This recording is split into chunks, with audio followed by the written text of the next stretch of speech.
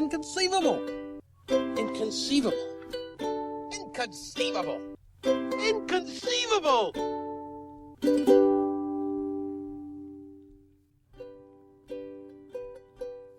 Hello again, and welcome to episode 2 of our podcast, Inconceivable. Inconceivable. Very nicely done. Yeah, I thought it was good. This one, I have been excited to do. I think it'll be very interesting, because this one, I think you might lean more on the skeptical side. I usually do, so... But there's also a lot of weird evidence in this one. Okay. So, without further ado, I first would like to ask you, while our Cat plays with a pen in the background. Yeah. Okay. Have you ever heard of the Lourdes Water or Our Lady of Lourdes? No. Excellent. Our Lady... Or the Lourdes Water. I mean, holy water, but I assume It's that's probably something different. Like, oh, well, yeah. I mean, I'm just going to tell the story. But Alright, you tell the story. I'm going to tell the story. Tell the story. Okay, She's telling the story. Saint Bernadette, you have probably heard of. Yes. So, let's start off with her, because it's basically her story that we're seeing if is conceivable or not. Okay. So she's the firstborn daughter of just a miller from Lourdes, France. And her whole family, their financial and social status was just declining and declining to the point where apparently they lived in a one-room basement formerly used as a jail. What? Do we know the years? Yes, I have them here. I'm assuming like 1800s, 1900s? Very good. I'm getting there. Okay.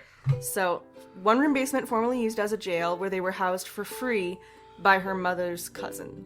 So they're not well off. Yeah. And they're, just their whole They're social millers, kind of, yeah. is sucking. So, 11th of February, 1858. Saint Bernadette is 14 years old, and she's out gathering firewood with her sister Toinette and a friend near the grotto of Massabielle when she experienced a vision. I think it might be Massabielle, because that's the French way you would say it. Anyway. Sure. So she experiences a vision. Okay.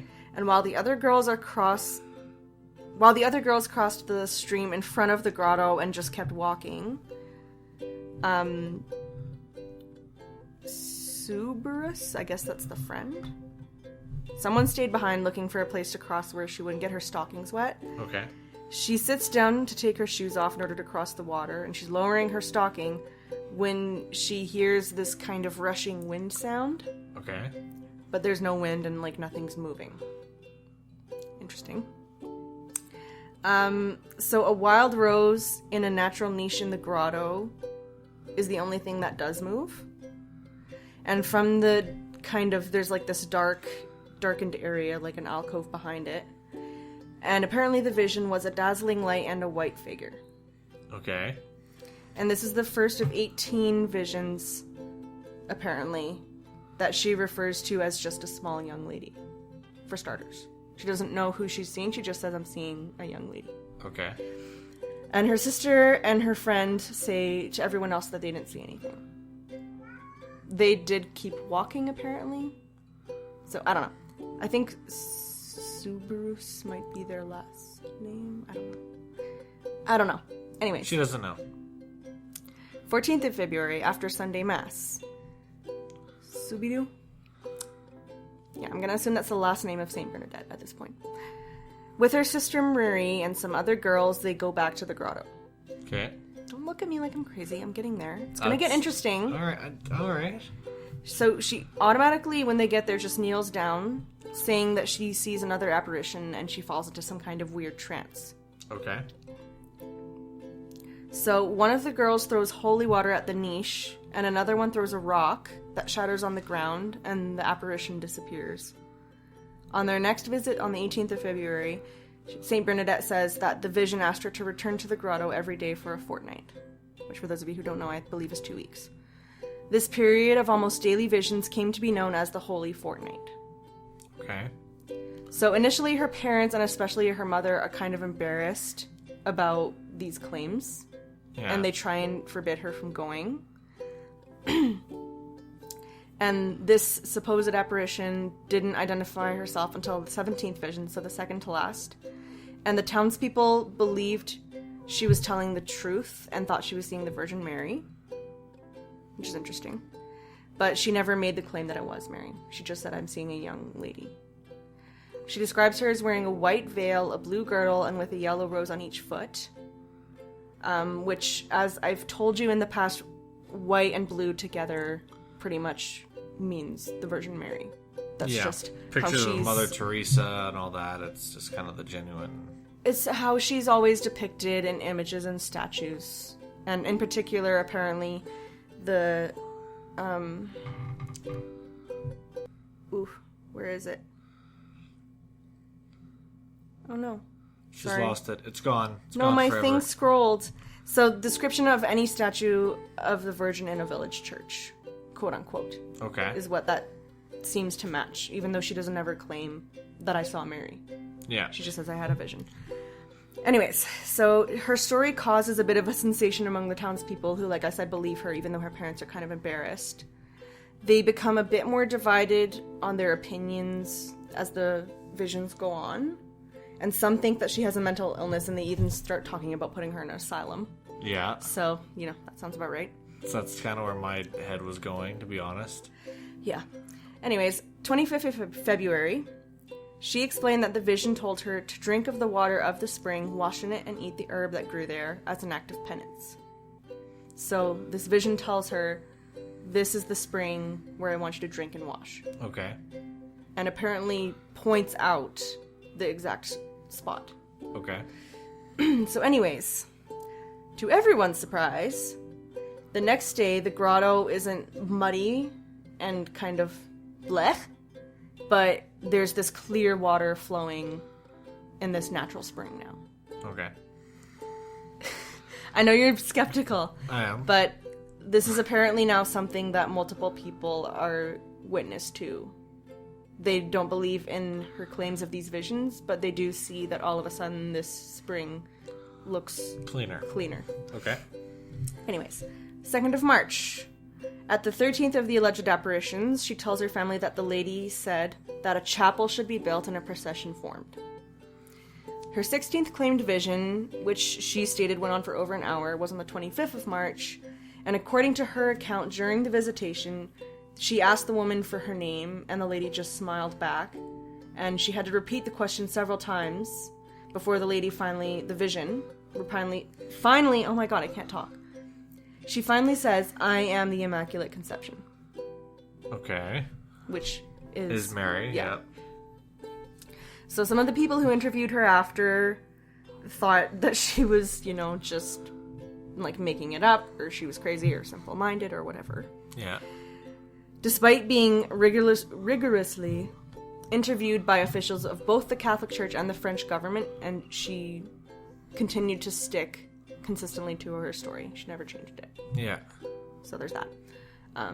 But again, the reason I think these stories are interesting is because a lot of them are just based on what one person is saying happened. Even though, there's unexplained things, which I'll get to. Yeah. So at this point... Sorry to interrupt you. No, go At this ahead. point, I'm assuming you're like, okay, it's just this one person claiming things. We don't really know that any of this is valid. Well, what I'm going to say is the human mind is very clever, but also messy, right? If it is something, my mind jumps to schizophrenia or another type of mental disorder where the person actually believes they're seeing what they are seeing. Right. Right? And then... whether or not it's that, there's been cases of people claiming to see something like this, and then it turns out it's all like a hoax. They were doing something to trick somebody. Right. To me, my mind always goes to what is the simplest explanation, and to me, a simpler explanation is either a young girl has a mental disorder, or she's in a small French town, she wants to feel special, whatever, or the flip side of that, you say, okay, well, instead. The Virgin Mary visited a random 14-year-old girl in the middle of a marsh in a small town in France to deliver this grand holy message. Pick your poison. Okay, that's fair. But now I'm moving on from just the history of what happened And now we're kind of jumping forward to what is happening more recently and basically the present state of this place. Okay. So now what is known as the Lourdes Water is the water which flows from that spring. Yeah. That was pointed out by the apparition. And it's near the sanctuary of Our Lady of Lourdes, France. It's considered non-liturgical holy water, and it's provided to people free of charge. Okay. So it's basically considered holy water, even though it hasn't been blessed by anybody. Yeah. So in the 150 years since they dug up the spring, or like where Saint Bernadette pointed it out, since then, there are over 7,000 claims of cures, miracle cures that have happened from people who drank or bathed in it. Okay. 70 of those have been verified by the Lourdes Medical Bureau. So that's interesting. What is the Lourdes Medical Bureau? So, like, basically, I guess in the nearby area, people are seeing doctors who verify that they have these conditions that are either very grave or they're incurable or whatever. They say, I'm going to the spring, they go, they come back, and the same doctors who diagnosed them verify that they can't explain why they're suddenly cured. Okay. That's basically what's happening. Alright. So even though there's 7,000 claims, which is a lot of claims, They're 70 saying at least 70 of them are... have been verified as, like, we can't explain this. Okay.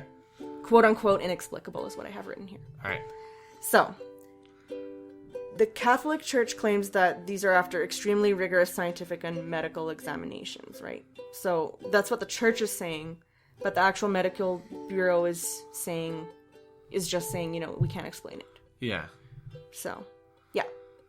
So the Lourdes Commission that examined Bernadette after the vision ran an intensive analysis on the water, and they found out that it had a really high mineral content, like, you know, a lot of natural springs have. Yeah. But it didn't contain anything out of the ordinary that would explain why there's so many cures attributed to it. Okay. So yeah. Bernadette, while she was still alive, claimed that it was faith and prayer that cured the sick. And she would always say, quote-unquote, one must have faith and pray. The water will have no virtue without faith. Alright. So that's interesting.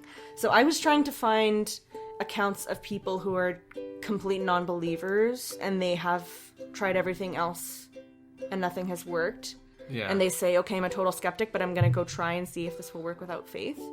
And I couldn't find any specific cases where that was talked about. Yeah. So for all I know, some of these cures they did work on skeptics, but I don't know that for sure because I couldn't find evidence of that. Makes sense. All I could find were basically lists of here's the person, here's the diagnosis they got, here's what happened after they drank or bathed. Yeah. And that's literally all I could find. So anyways, the most compelling cures that I did find, because I did read through a whole list. There's 70 cases. Yeah. And I'm reading through this, and I was starting to get a huge headache reading this. But some of the most compelling ones I found that were cured inexplicably: a fractured leg, tons of cases of tuberculosis and other diseases, blindness, and paralysis. Interesting. It's interesting. Not saying this is miracle water, but it's interesting that doctors can't explain how people got better. So, the latest one that I could find involved a French nun, Sister Bernadette Moriot, who went on a pilgrimage to the shrine of Our Lady of Lourdes, and this was in 2008. Okay. She was suffering from spinal complications, and she was completely bound to her wheelchair and fully disabled since 1980, so for 28 years. And people verified that, like, there were witnesses who said that she just walked out of her wheelchair and stopped taking her pain medication. And that was that.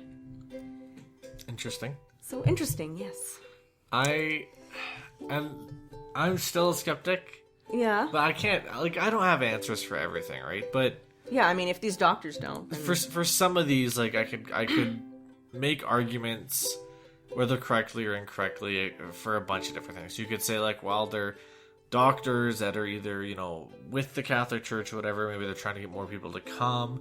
Sometimes weird things just happen. Mm-hmm. Like, there are natural phenomena that we couldn't explain in the past, like depending on when some of these cases were, like Right. if 40 of the 70 happened before like the 1930s, that's kind of like, well, the medical records back then, right? Like, Okay, that's fair. medicine has come a long way, but I'm also, oddly enough, for being such a skeptic, I'm a huge believer in the idea of willpower. Mm-hmm. So if I'm going to something expecting and believing with all of my heart that it will heal me, I do believe that either the rush of adrenaline or you're willing yourself for something to get better can actually fix some problems. Right. Like, I would totally believe that for the wheelchair story. Like, that it was just a matter of, you know, I believe with all of my heart this will work 100%. Your body's pumping, you're good. And then it happens. Right. I could totally see that. That's pretty much what I expected you to say. I expected you to say something about placebo effect. Yeah. So... You know me pretty well. So yeah, like, I mean, that being said, willpower curing, like, blindness or something is crazy to think about. Oh yeah, those are some of the... But yeah, it's just, I don't, like I said, I don't necessarily believe it, actually. This one I'm a little more about. Yeah. But I consider myself open-minded, and I'm fascinated with the thought that this could be real. I'm fascinated with the idea that miracles can actually exist, you know? That's a nice thought. It is a nice thought. I don't know, with cases like these, I always find it interesting, because I always want to go into, like, a theological debate inside my head. Mm-hmm. Right? Like, how many people have visited this? Why only these 70? Was it a faith thing? Is there a plan? Like, and those are always the questions I have to answer, right? Like, if it is Right. miracle holy water, why wouldn't it work on everybody? Yeah. Right? Like, when someone in the U.S., you hear about these a lot, these roaming pastors heal someone who's sick, but they can't heal other people. Like, those are the questions that I ask as a skeptic. I'm like, normally if you have an achievable result, you should be able to repeat that result multiple times across multiple studies with multiple different environments, as long as they're relatively the same. And this is like the opposite. It's like, here's 95% of the time it doesn't work, but here's this 5% of the time, and that Well, I don't know about interests 95%. me. I'm just pulling that 'Cause I number don't know- out of my bum. Yeah. So where I was going was that there's 7,000 cases reported. yeah. I don't know. I couldn't find information about how many people claim that it doesn't work compared to how many who claim that it does. I couldn't find literally anything No, and that's the thing, right? about Like, that. So it could be that it's a relatively high number. It Yeah. could be that, like you said, it's only 5%. We don't know. Yeah, that is true. So moving on to the rest, because there is more to this story that Okay. is also kind of intriguing. So, Saint Bernadette's request to the local priest to build a chapel at the site of her visions gave rise to actually a number of chapels and churches. So there's the... Overachievers. Yeah. The Sanctuary of Our Lady of Lourdes is the major Catholic pilgrimage site, one of the major ones in the world. Yeah. It's pretty big. So, I mean, the Miracle Spring might have something to do with that. Yeah. But the only thing I wanted to say was when you were talking about them purposefully trying to attract people, Yeah. they don't need to. No, they don't. Yeah, They really that is don't true. need to. That's the only thing I want to say. Like, I can agree with that as a possibility, for sure. Yeah. But I don't think that they need to. Of the churches built at the site, the Basilica of St. Pius X can accommodate 25,000 people. That's just one of them. But so going back, that does mean that there are a ton of people visiting this thing, which means there probably are a lot of people who've drank the water Yeah, and but haven't had a result. not everybody who's going there is No, dying but of a if there's- terminal illness or something. Well, no, but you said like broken legs, and I'm just in a Yeah, wheelchair, right? but a lot Like, of people also just go there as a pilgrimage, like for their faith. I And then suppose. they don't suffer from anything. But I do agree with your point. Not disagreeing. Anyway, her claims were eventually, I guess, just declared by the people of this area to be worthy of belief, quote unquote. Okay. After what it says in this article was a canonical investigation, and the apparition that she saw became known as Our Lady of Lourdes. And that's where that comes from. Okay. Cool. So she actually, this is interesting for people who might claim that she did this for fame or attention. She actually hated the attention and she wanted to escape it. So she went to a hospice school And she eventually died at 35 after getting tuberculosis. So That makes sense. So yeah, she didn't live a very long life, and as soon as She should have drank in the water. You're so funny. Some people might say it's ironic after all the cases of tuberculosis that were cured. I realized that it was a big That's when you said that. thing. That made me laugh. Tuberculosis is one of those like. I'm pretty sure it's the world's like deadliest killer. Yeah. It's been tracking mankind basically since we were like in the few thousands. It's been with us that entire time. It's killed untold number. But Yeah, it's not fun. No. Anyways, so this is where it gets even more interesting. Moving away from the water, the miracle spring, the Catholic Church exhumed the body of Saint Bernadette on the 22nd of September 1909. And this was in the presence of representatives appointed by, it just says the postulators of the cause, whatever that means.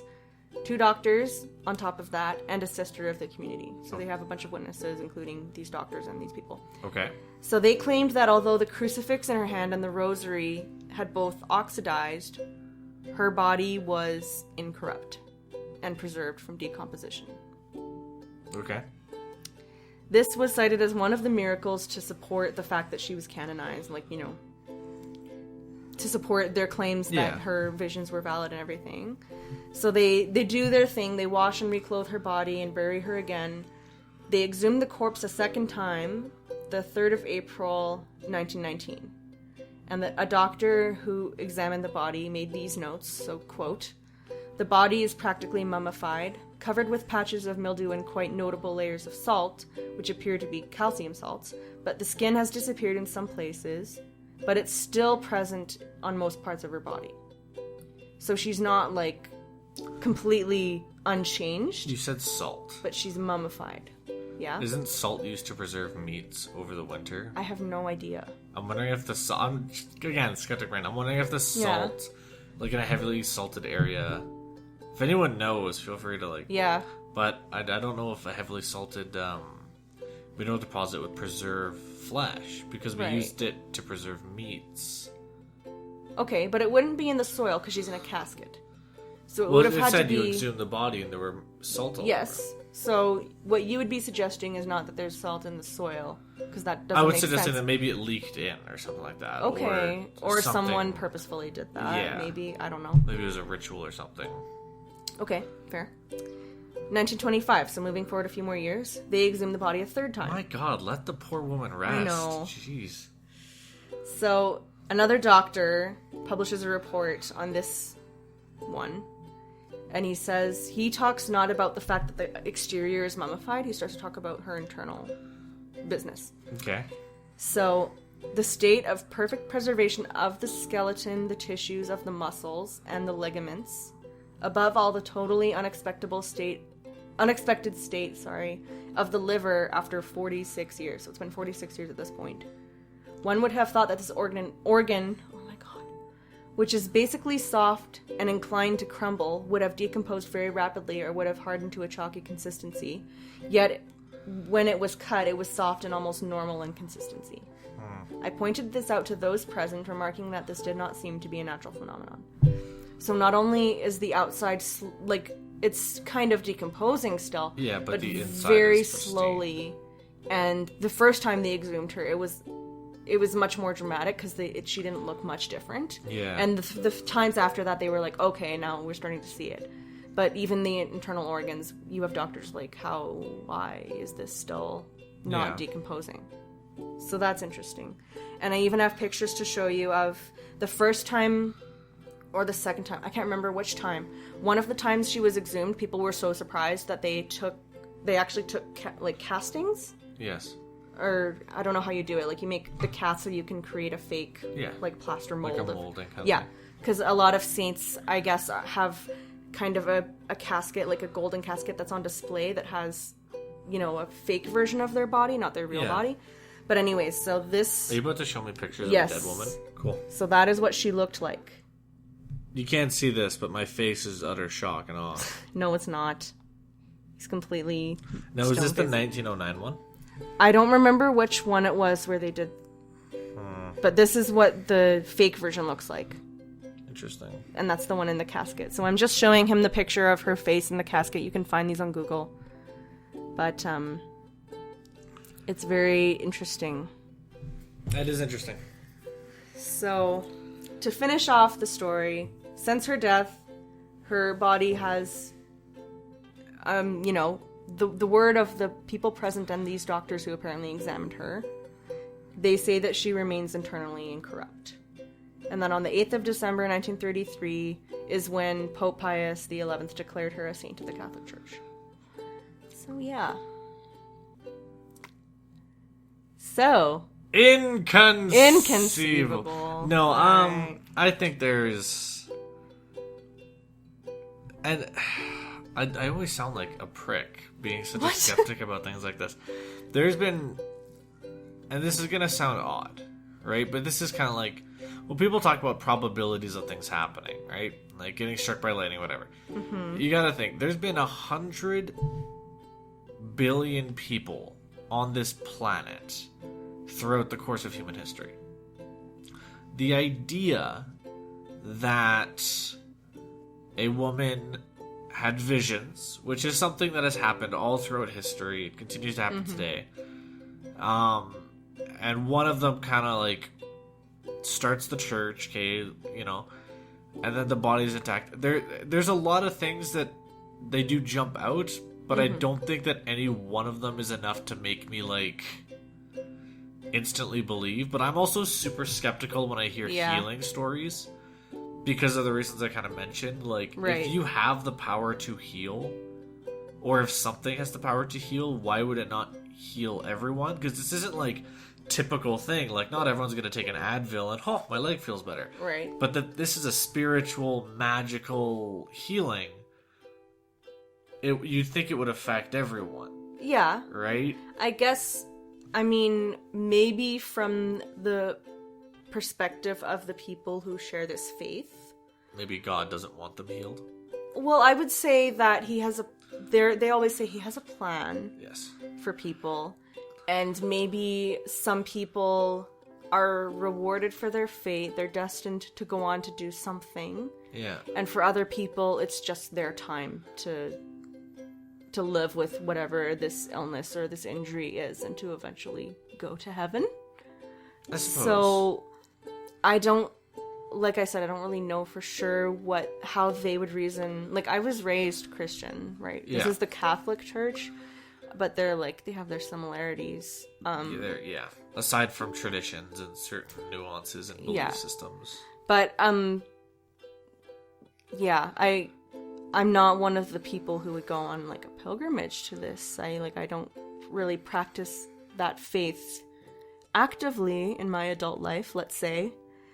But that's just the only explanation I can think of. There might be others as to why not 100% of people are healed. I imagine that is the argument that would be used. Yeah. Whether or not I buy it is another matter. And I'm going to sound like a total hippie for saying this, but I totally 100% believe in the magicalness of mineral water. That is something you mentioned. You're like, it's full of minerals. I'm like...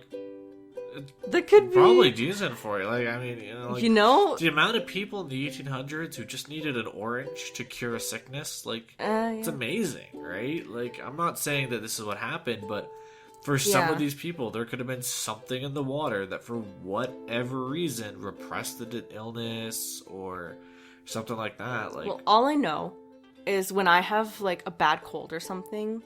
And I go to one of those natural hot springs. You feel better. I feel so much better after. You step out of that water and you're like, oh my god, I'm revived. It's almost miracle-like. So, and there's all this, stuff nowadays with people and their uses of essential oils and, I don't know, even multivitamins. Heck, like, there's so many things where, if you're getting everything that your body needs and you're taking care of yourself, why can't you recover from something that seems so dire? I know that people who are listening who might lean more towards the belief side might be like, how does that explain the cures of blindness and paralysis? I don't know. But I'm saying if I had a cold and I bathed in some mineral water, I would 100% feel much better. That's all I'm saying. And see, I am a skeptic to a degree. If you can show me, like, proof, I will believe it. Like, if I had a childhood friend who had blindness and I took him to the spring and magically he could see, then I would be... You'd probably swayed me. Yeah. You know, I'd probably still look for an explanation, but if I honestly can't find one, when the simplest explanation is that there was a miracle involved, I will take it. Okay, that's fair. Right? And that's what it is to me. It's always, what is the simplest explanation, right? Yeah. But, yeah, it was an interesting story. I'm glad you enjoyed it. I hope that you guys, our listeners, enjoyed it as well. And please stay tuned for our next story. I'm sure it'll be exciting, whatever it is. I can't remember right now. I got no idea. I'm just here for the commentary. Yeah, and I'm the researcher, and I still don't remember which one is next. So, anyway, stay tuned for episode 3, you guys, and we hope you liked it. And we will see you next time. Have a good one. Bye.